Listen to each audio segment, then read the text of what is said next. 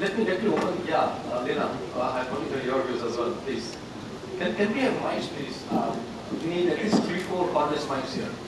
Yes, hi. My name is Lena from Search for Common Ground, and I'm really happy to see Kalikesh as a young politician up on the stage. I think too often that we just blame politicians and don't include them in forums like this. And I really have a question directed to you. You mentioned that there was riots in your city a couple of days ago, and that ICT perhaps made the information flow more quickly. We know India is a leader in ICT, and I'd like you to tell us about not only maybe your party, but how politicians and young politicians in India make a use of ICT to work with youth for good governance, for peace, for justice, and give me some concrete examples of how young politicians are using this to create social cohesion and harmony and resolve issues in your communities. Yes, there are two aspects of India. One is the largely urbanized, connected India. The other is a very rural, non-connected India. Most political parties and politicians would like to use every and any means of communication to communicate the ideas to the voters so as to enamor or bring the voters into their folds. However, ICT cannot be used in areas where broadband and internet has not reached. In my own personal campaign, I used blogging and ICTs and even Facebook, social networking devices like Facebook. But my own constituency is very limited in terms of just reach on internet. Well, let me give an example of the Congress party, the largest party in India. The BJP, which they had a leader called A.K.A. who was about 75 years old. And he very effectively used blogging, his website, in order to try and communicate to the youth of India. And his focus on the website was to do just that, on a political level. On a social change level, I'll give you an example of something which happened 2 years ago.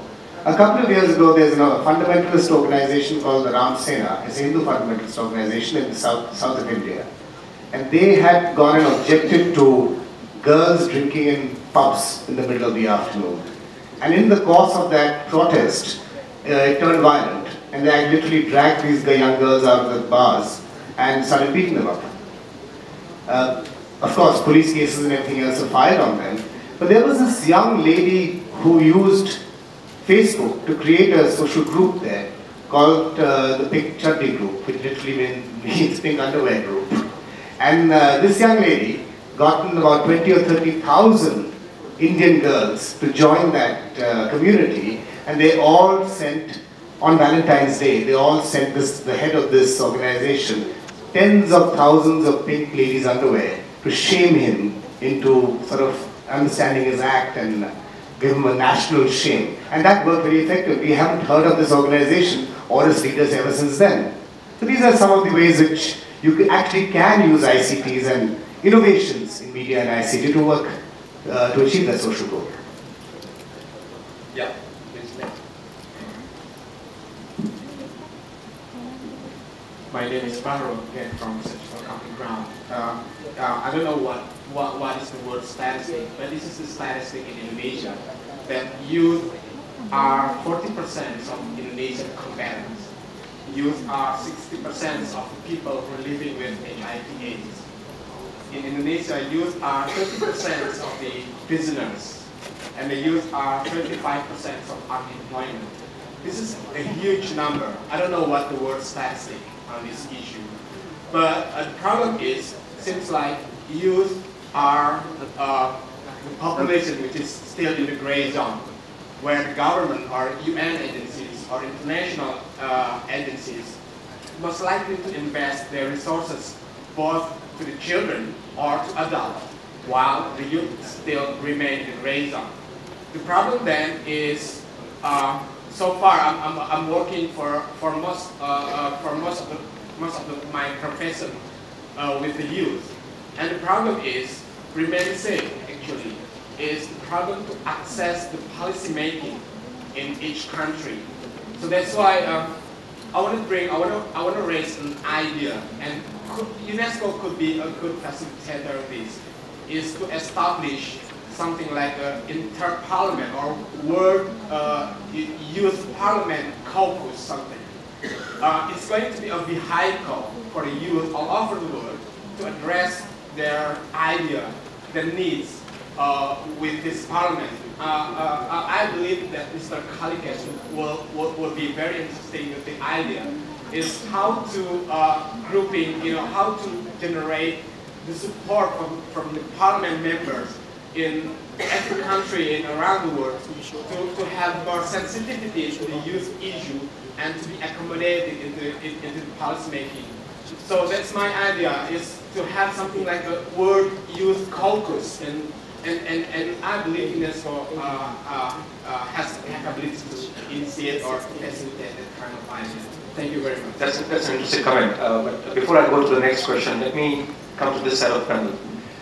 Just want to get your views on how easy or difficult it is to work with the young people. I mean, you heard some views here. Any experiences that you want to share? Alright, so again, with youth, I mean, from my experience point of view, let's say in Thailand and friends around Japan and ASEAN, we are so highly interconnected.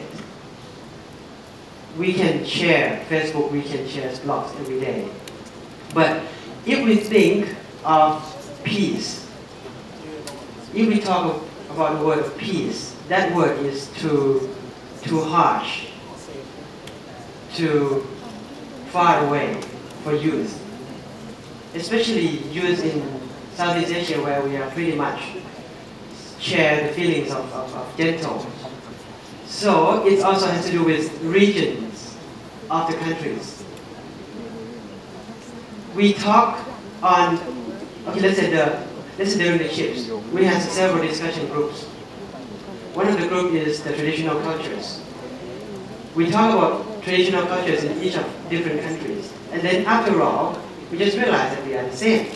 So if we talk about peace, similarity, and youth, why don't we talk about what can we share peace through our background? Because reality, we came from the same piece of land. But if we talk about the peace today is about, okay, this is my country, this is your country, this is my area, then we would never have the similarity because we always think about nationality, nationalism. So that's quite too big. And from my experience, people tend to look upon the big organizations such as UN or UNESCO or those intergovernmental organizations to do something, to have some projects. Of course, they are a mountain, which we cannot shake the mountain to look down upon us. But why don't we just look around ourselves, around our friends, and start doing something from the small, and then make an impact to make an bigger scales. And at the end, we can make the similarity and we love each other as friends and brothers. Right. So basically what you're saying is that it is not difficult to work with youth, but only if you work in the right way. Instead of focusing on dissimilarities, let's focus on similarities and move forward.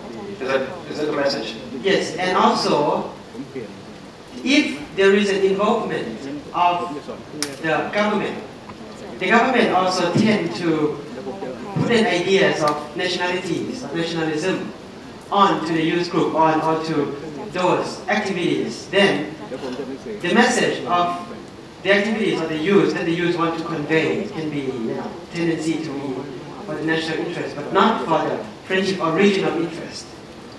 Rodolfo, and then I'll have one question from the audience there, and then we'll move to the next question. Go ahead.